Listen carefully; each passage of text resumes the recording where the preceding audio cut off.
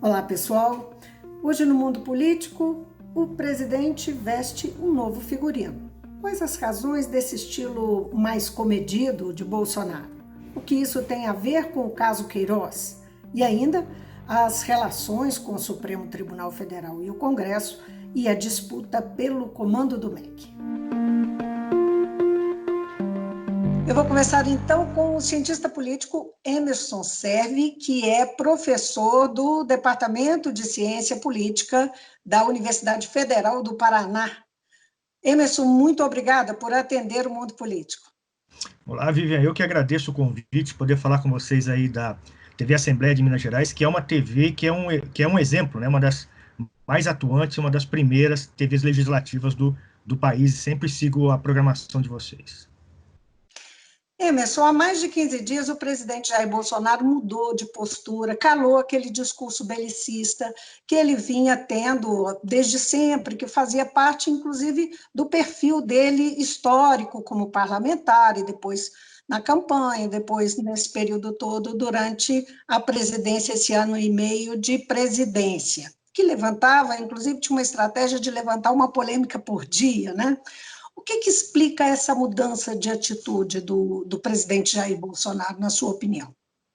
Olha, Vivian, eu acho que há duas explicações, uma de curto prazo e uma de médio prazo, um pouco mais longa.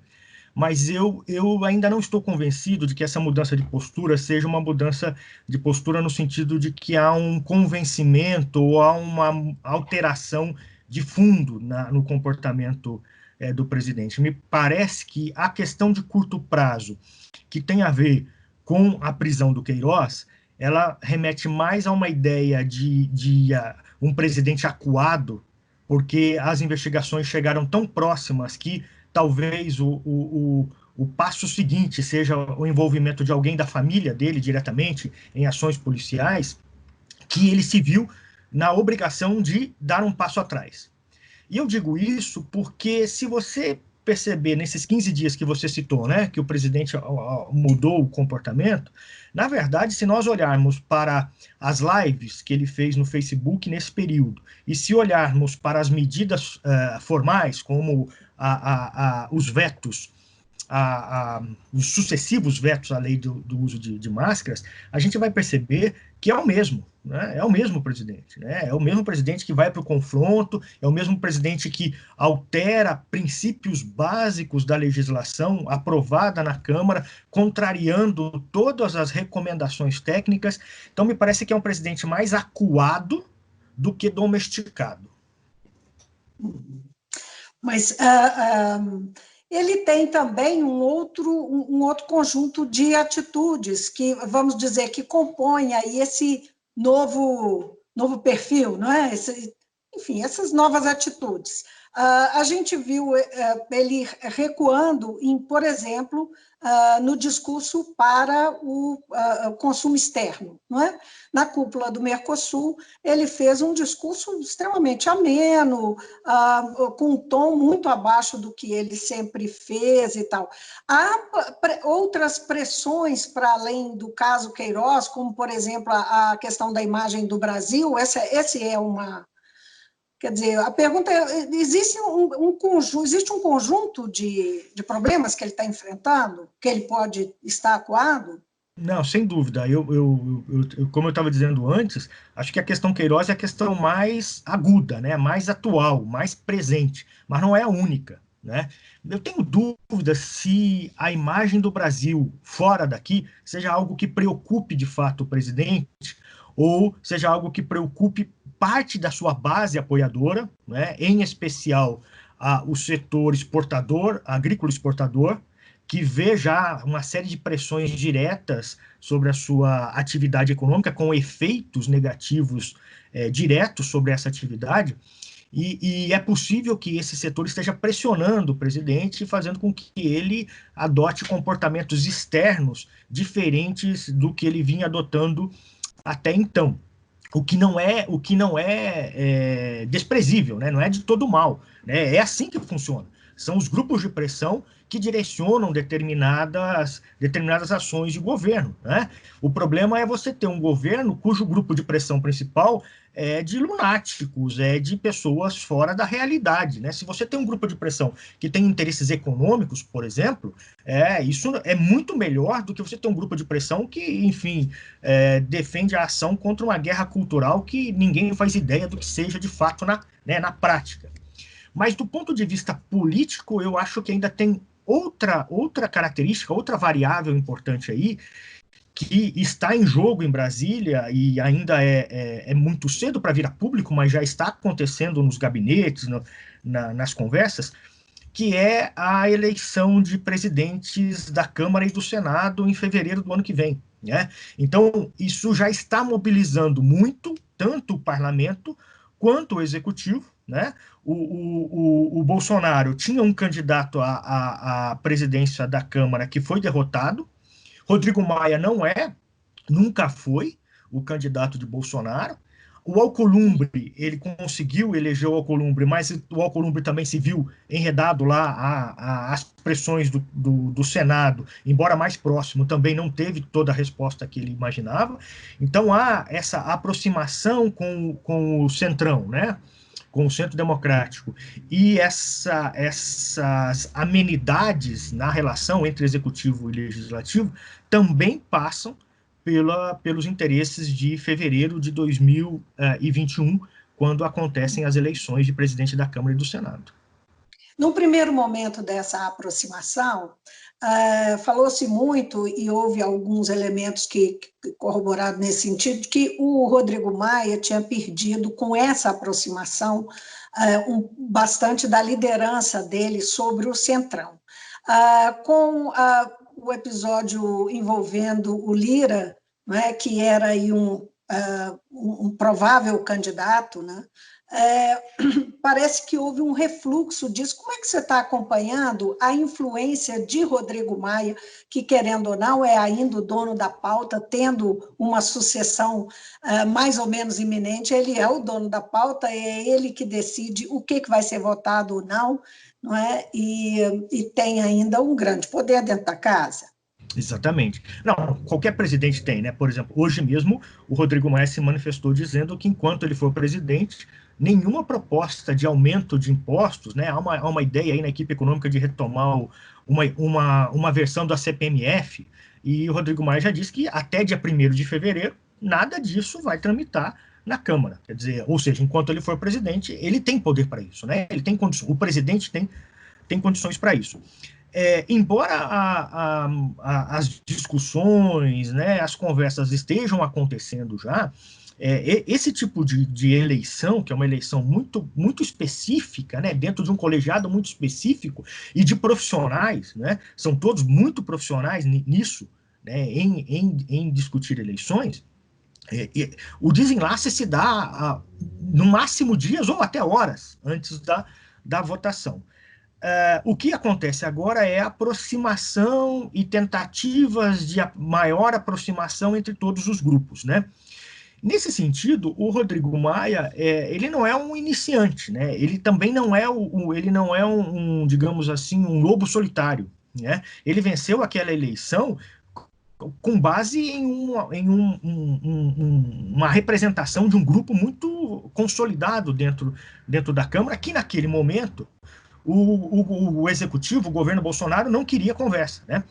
E o que mudou nesse momento? Agora, o Bolsonaro quer conversa. Mas se a gente lembrar bem o episódio do impeachment da Dilma, esse grupo foi fundamental para decidir o impeachment, né? Esse grupo, quando ele levou lá seus 40, 50 votos a favor do impeachment, a Dilma perdeu o número de votos que ela precisava para barrar a votação. Então, e esse é um grupo que age por interesse. Esse grupo não é amigo nem de Rodrigo Maia, nem de Bolsonaro. Esse grupo é amigo dele mesmo, né? Então, me parece que esse grupo vai ser muito decisivo, como sempre foi na política brasileira. É um equívoco, é uma bobagem achar que é possível fazer política no Brasil, política institucional, sem esse grupo, né? Sem o centro. O centro é maioria dentro do parlamento.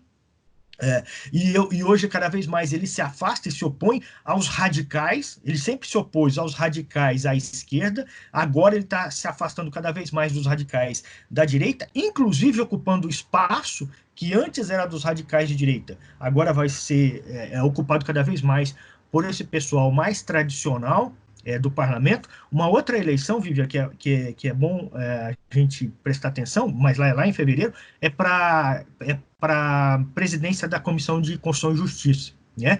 Que hoje está com o deputado do PSL, né? Nem houve discussão, foi quase que consensual.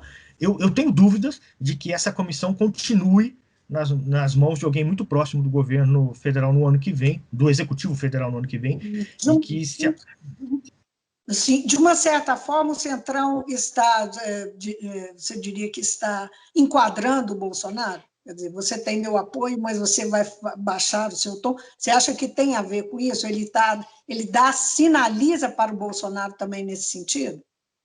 Eu acho que mais do que enquadrar o Bolsonaro, enquadrando o Bolsonaro com certeza, mas o Centrão está enquadrando o bolsonarismo. É mais do que enquadrar o Bolsonaro, né? O Centrão está voltando a ocupar o seu espaço. Pois é, quando você fala em enquadrar o bolsonarismo, a gente pode falar do bolsonarismo que está lá dentro, representado entre os parlamentares, dos grupos que ocupam, né, os diversos grupos que estão no poder, que estão nos ministérios ou no Planalto em torno do presidente, mas o bolsonarismo também que está na rua, entre a população. Que recado, qual que é o cálculo que Bolsonaro está fazendo ao mudar o discurso? E ele está desconsiderando os bolsonaristas, aqueles 15%, né? Tem uma variação aí, cada pesquisa fala um pouquinho para lá, um pouquinho para cá, mas vamos dizer 15%. Ele desconsiderou? Ô, Vivian, foi muito boa a sua pergunta, porque permite a gente colocar um outro elemento nessa discussão, que até então, enfim, é muito difícil de compreender, de visualizar, porque as coisas estão acontecendo, mas eu costumo separar duas coisas. Há uma diferença entre bolsonarismo e bolsonarista, né? Eu costumo dizer o seguinte: o bolsonarismo independe de Bolsonaro e sempre existiu na nossa sociedade, né? Os princípios bolsonaristas sempre estiveram aí. Tanto assim que o eleitor bolsonarista não caiu do céu em 2018. Ele estava aí, né? Ele sempre esteve aí. Então, o bolsonarismo é a manifestação na política a partir da cristalização de um conjunto de valores que, historicamente, a sociedade brasileira considerava valores retrógrados, atrasados, e que, de 2013 para cá, eles foram gradativamente ganhando importância, relevância e perderam a vergonha, né? São valores como o machismo, como o racismo, a xenofobia, a porofobia, esses valores que eles sempre existiram na nossa sociedade, né? Eu conheço pessoas que, enfim, que morreram 10 anos atrás e que eram bolsonaristas, e que pensavam exatamente como o presidente Bolsonaro pensa, e que nunca ouviram falar, nunca tinham ouvido falar no nome dele. Então, há um conjunto de valores que estão presentes na nossa sociedade e que, nesse momento, eles conseguiram aparecer e se transformar em voto. Eu chamo atenção para isso porque o bolsonarismo é maior que Bolsonaro. Como você disse, o bolsonarismo está, inclusive, achando que Bolsonaro é uma pessoa que está cada vez demonstrando mais limitações para defender os interesses do bolsonarismo. O que eu quero dizer com isso? É que o fato de Bolsonaro perder apoio não significa que o bolsonarismo está acabando. Então, essa é uma coisa importante. Outra coisa são os atuais bolsonaristas, né? Então, hoje, quer dizer, há uma imagem de um presidente, que é uma imagem do presidente, ele, inclusive, faz questão disso, né? Ele, inclusive, não apresenta nenhuma manifestação pública de interesse legítimo nas mortes ou no combate à crise sanitária que é a Covid, né? Nós já passamos de 60 mil mortos, e não vemos uma manifestação direta dele. Então, há uma relação com esse comportamento de pouco interesse com a manutenção da vida e que se reflete em alguns setores, algumas pessoas, né, em segmentos da sociedade. Então, esses eu chamaria de bolsonaristas. Esses estão com ele. Porém, esses são um grupo muito menor que o grupo do bolsonarismo, que o grupo daqueles valores. Há aquele conjunto de valores presente na sociedade, mas que não abre mão da preservação da vida. Né? E esse é o que está se afastando do núcleo do governo nesse momento, né? Inclusive institucionalmente.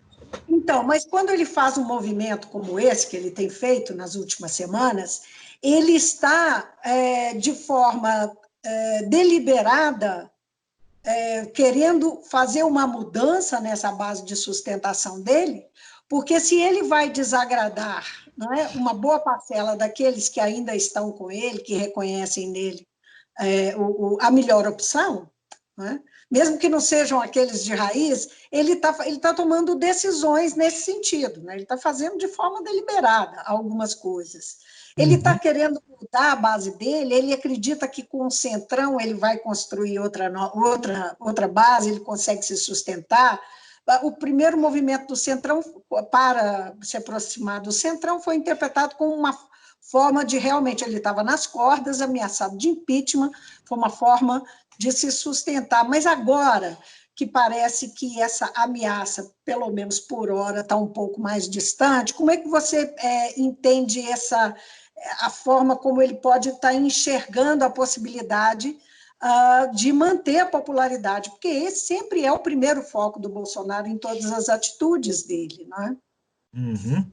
Eu penso que ele sabe, ele percebe que, bom, historicamente no Brasil, a gente tem dois comportamentos. Quem elege presidente de oposição no Brasil é o eleitor de classe média para cima e o eleitor de grandes centros urbanos.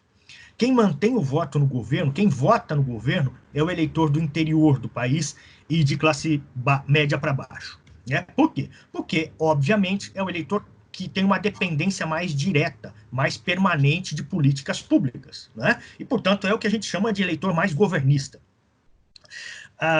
E sempre foi assim. Né? O que aconteceu em 2018 é que nós tivemos uma substituição, um desalinhamento do eleitorado. Então, nós tivemos uma eleição de desalinhamento, onde o eleitorado que normalmente votava em governo migrou uma parte dele, né? E o eleitorado que votava na oposição votou no Bolsonaro. Né? Bom, o que o Bolsonaro está percebendo agora? Esse eleitorado, que foi a base dele em 2018, já está o abandonando. Isso é normal, né? A base do Bolsonaro, que era o eleitor de classe social mais alta e nível de escolaridade mais alto, morador de regiões metropolitanas, esse eleitor já está se afastando dele. Esse é o perfil que mais avalia negativamente o governo Bolsonaro. E onde é que está crescendo, ou onde é que está se mantendo a avaliação positiva de Bolsonaro? É no eleitor de baixa renda, de baixa escolaridade e do interior do país, né? Porque é o eleitor que depende diretamente de políticas públicas, ou de políticas públicas sociais, ou de investimentos públicos para gerar emprego e renda no interior do país.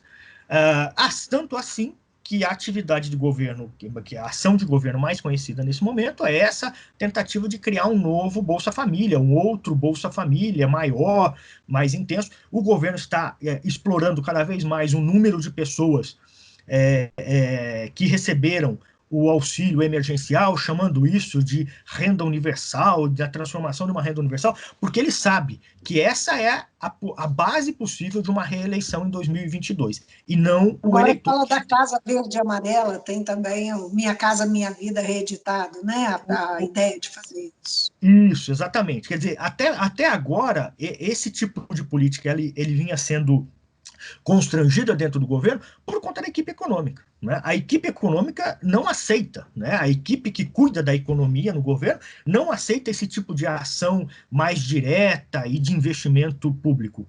Parece que está sendo vencida pela equipe, pela parte política do governo, que está pensando em 2022 e sabe que em 2022 não poderá contar com aquela base eleitoral que ela contou em 2018. Os inquéritos no Supremo, a situação com o STF, né, delicada, e a tentativa, inclusive, do presidente de manter uma melhor relação com os ministros do Supremo, especialmente com o presidente Dias Toffoli, também é um sintoma dessa nova postura de Bolsonaro? Como é que você vê essa atitude em relação ao Supremo Tribunal Federal? Eu acho que sim, é uma postura que tem esse objetivo que eu falei, né? É um presidente acuado, né? Ele precisa, enfim, não promover mais tensão, embora seja o que ele mais saiba fazer, né? Historicamente, nos seus, enfim, 28 anos de mandato como deputado, o que ele fez foi promover tensão, sempre promoveu tensão. A partir de 2014, a sua ação fora do parlamento era promover tensão, gerar polêmica e tal. No início do governo, acreditava, creio, que ele acreditava que gerar tensão lhe daria poder, ou seja, questionar, instigar as instituições lhe permitiria concentrar mais poder, porque tornaria as instituições mais fracas, né? Isso foi o que aconteceu durante todo 2019 e 2020, com aquelas manifestações pró-governo lá aos domingos, né? Das quais ele participava, até o ponto em que as instituições disseram, olha, isso é ilegal e nós vamos agir. Né? Até agora nós não tínhamos tomado nenhuma ação, enfim, agora a gente vai começar a agir. Quando as instituições começaram a dar resposta, o governo percebeu que ele perdia mais do que ele ganhava. Né? Inclusive com a proximidade que ele tinha desses grupos mais radicais, né? E isso refez a relação dele com esses grupos radicais, quer dizer, os grupos radicais ficaram sozinhos na praça, vamos dizer assim, né? Foram presos e, enfim, o governo nem se manifesta em favor deles, ao contrário, diz, ó, são infiltrados, né? Não era contra as instituições, quem era contra as instituições não são meus amigos, são infiltrados, é o pessoal da oposição. Ou seja, isso também gerou um mal-estar dentro da base tradicional, né? Que vê uma ação do bolsonarismo como um pouco de covardia, por não defender aqueles que estavam na rua promovendo a defesa do próprio governo, né? Porque eles confundem a defesa do governo com o ataque às instituições.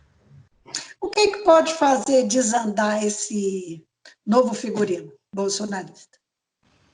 Acho que o avanço da ação contra o Queiroz pode fazer desandar, né? Dependendo de para qual caminho tomar. Enfim, se as investigações continuam, se as investigações ganham outros contornos, enfim, se Queiroz resolve falar, isso pode desandar. Outra coisa que pode fazer desandar é o desenlace da eleição para as presidências da Câmara e do Senado. Se acontecer de Bolsonaro se ver derrotado, também pode promover novas tensões. E a gente também precisa pensar, Vivian, que nós olhamos muito para Brasília como se a política no Brasil fosse o Planalto. E, na verdade, a política no Brasil é a planície, não é o Planalto. Né? A gente tem que considerar que o clã Bolsonaro não é o único no Rio de Janeiro. O clã Bolsonaro se opõe ao clã Maia. Né? Rodrigo Maia e os Bolsonaro disputam o mesmo distrito eleitoral, o mesmo espaço eleitoral. E, portanto, eles têm interesse. Esse é ano de eleição, né? Tem interesse nas eleições municipais do Rio de Janeiro, da capital e das outras cidades, né? Porque isso vai ter impacto na eleição de 2022. O pai do Rodrigo Maia ficou em terceiro lugar para o Senado no Rio, por uma diferença muito pequena para o senador eleito pelo PSL. Portanto, há ali disputas que são disputas que não têm a ver com o Planalto, tem a ver com a planície. Né? Isso vale para todos os estados. Então, esse tipo de relação, quando ele se dá, quando há algum conflito, né, alguma cisão lá no estado, lá na planície, isso reflete no Planalto. E às vezes a gente pensa, mas não tem nada aqui que explique isso. Não, mas não está aqui a explicação, que a explicação está lá na base. Nesse sentido, o Centrão é um bom espelho, não é? Ele tem um alcance grande, né, da representação, ele alcançar um grupo grande. Sem dúvida. Vou falar um pouquinho do MEC. A disputa pelo MEC, não do MEC, mas da disputa pelo MEC. A disputa pelo MEC envolve pelo menos 3 grupos que estão no entorno do presidente da República, né? Que são os militares, os olavistas e os chamados ideológicos, que está bastante representado pelos próprios filhos e o próprio Bolsonaro, né, nessa composição aí. Como é que você está enxergando essa disputa, né? E a forma como o Bolsonaro está lidando com isso? É claro que é dramática aí a questão não só do MEC, né, ficar sem o ministro, mas a saúde também, existe esse aspecto que é o aspecto institucional de política pública, que é relevante, mas do ponto de vista da disputa política, como é que você enxerga esses personagens aí, o que eles estão refletindo nessa composição que está aí no entorno do Bolsonaro, que faz o núcleo de poder do governo? Me parece que o que move esses grupos para disputar o Ministério da Educação é uma ideia, na verdade, né? É a ideia de que existe uma coisa chamada guerra cultural, e a guerra cultural precisa ser travada no Ministério da Educação, né? Então, é preciso ocupar espaços a área ideológica pensa que tem que ocupar espaços no Ministério da Educação, porque ela precisa mudar os livros didáticos, porque os livros didáticos estariam formando uma geração de esquerdistas, né? Não existe nada mais lunático e fora da realidade do que isso, né? Porque não há uma geração tão conservadora no Brasil quanto a geração dos mais jovens hoje. E qualquer pessoa que frequente minimamente uma sala de professores em qualquer escola desse país sabe que a ideia de que ali se forma esquerdistas não tem vida nem por 30 segundos. São os espaços mais conservadores e de valores mais tradicionais que se tem nesse país, você encontra em uma sala de professores no intervalo de uma escola qualquer. Então, há uma lógica de que é preciso ocupar o espaço no discurso. Mas é óbvio que o que está se ocupando ali é espaço de poder, né? É um dos ministérios mais importantes, é um dos ministérios com maior orçamento, né? E principalmente é um dos ministérios com maior enraizamento, né? Não só enraizamento porque ele está ligado desde o ensino básico, fundamental, até o ensino superior e a pós-graduação, mas também porque ele está no país inteiro, né? Ele está em todos os municípios. É um ministério que chega a todos os municípios do Brasil. Bom, o que acontecia até o início do governo Bolsonaro? Até o início do governo Bolsonaro, o Ministério da Educação era um ministério do Centrão, não é? Era um ministro do DEM, que era um ministro, ex-deputado do DEM, que era o ministro. Com o governo Bolsonaro, aquela ideia de que não haverá mais política e tal, os dois ministros que nós tivemos até aqui foram ministros da ala ideológica, da ala olavista, né? E, enfim, não foram ministros bem avaliados por seus desempenhos. E já, embora o ministro olavista tenha chegado até 2020, já no início de 2019, em torno de abril, maio de 2019, um cargo fundamental, central, no segundo escalão do Ministério da Educação, que é o FNDE, o Fundo Nacional de Desenvolvimento da Educação, que é o que tem o recurso de fato, esse cargo já migrou da ala ideológica para o Centrão. Ele está sob responsabilidade de um partido político, não é? Embora... É super importante, né? Porque quando o FNDE pode ser renovado ou não. Exatamente. E aí, esse cargo está nas mãos do Centrão, e hoje, com o declínio, enfim, os bombardeios que a ala olavista recebeu por seus ministros, a ala militar se julgou no direito de ter um representante, né?